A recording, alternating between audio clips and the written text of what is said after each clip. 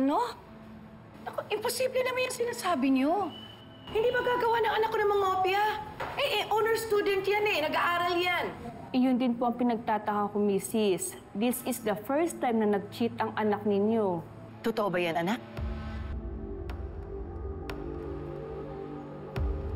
Bakit mo ginawa yun?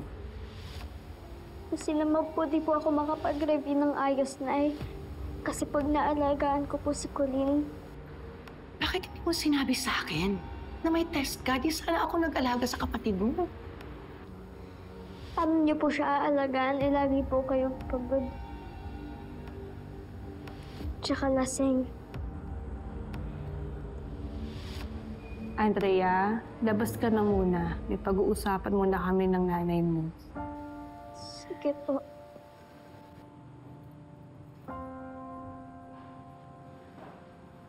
Mrs. Cruz, hindi sa nangihimasok ako. Ano po ba ang problema at nagkakaganyan ang anak ninyo? Ma'am, masyado naman yatang personal yung tanong niyo. Concern lang po ako sa anak ninyo. Naapektuhan po ang mga bata kapag may domestic problem ang mga magulang na naglalasing. Katulad ngayon. Umiinom ako. 1, 2 beses. Masama ba yon? Mrs. Cruz. Huwag mo nga akong matawag-tawag na misis. Hindi niyo alam kung ano pinagdadaanan ko. Ano po ba ang problema? Baka matulungan ko po kayo at matulungan ko din po ang anak ninyo.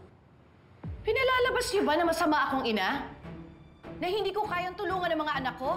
Ma'am, buong buhay ko, wala akong ginawa kundi alagaan ang mga anak ko. Kaya huwag niyo akong husgahan. Mas mabuting umuwi ka na muna. Tsaka na lang po tayo mag-usap kapag hindi ka nalasing. Hindi ako lasing! Matino ang pag-iisip ko! Gusto niyo talaga malaman kung anong problema? Iniwan kami ng magaling kong asawa! Iniwan kami ng anak ko para sa iba! Yun ang problema! Ano tinitingin mo? Tingin mo siya. Ano mo, shit? Bakit tayo di nahuli? Andrea? Andrea!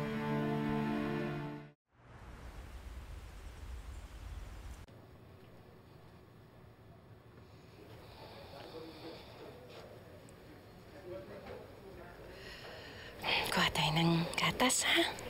Okay. Okay.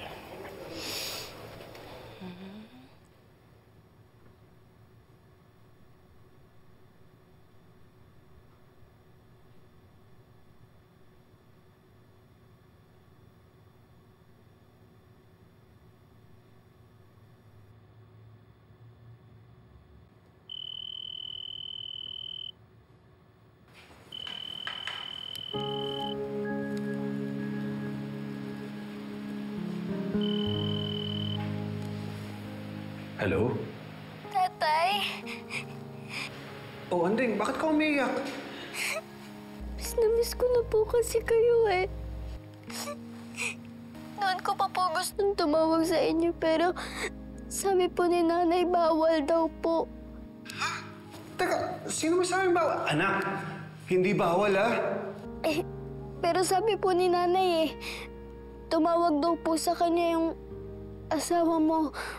Sabi na bawal na daw po namin kayong kausapin. Tatay, umuwi na po kayo. Sino kausap mo? Kausap ko yung tatay mo. Sinabi na huwag mo nang kausapin yung tatay mo. Nay, ako na po! Hello? Kausap ko pa po. Hello, Anding? Nay! Ano pa nangyayari dito, Nay? Anding! Hello?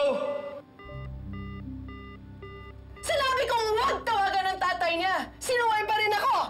Pero sabi naman po ni tatay na hindi daw po bawal na kausapin siya. Eh paano kung asawa niya yung sumagot? Pinagbawalan na nga tayo, hindi ba? Hihingi lang naman po ako ng tulong Papauwiin ko po si tatay. Para hindi na po kayo naglalasing at para makapag-aral po ako. Para hindi na po ako nangungopya. Nangopya ka? Yan. Pasabihan mo yung kapatid mo. Bakit naman kasi hindi mo tinutulungan para mag-alaga kay Colleen? Nanay, may laro po kasi kami sa varsity Inuuna mo pa yun? Alam mo na nga nakadiretso-letso yung buhay natin.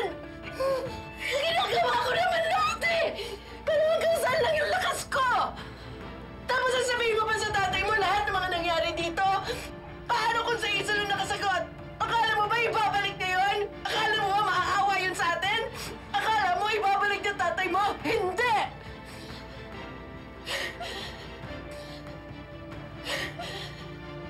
Binagsak ako ng babaeng yun!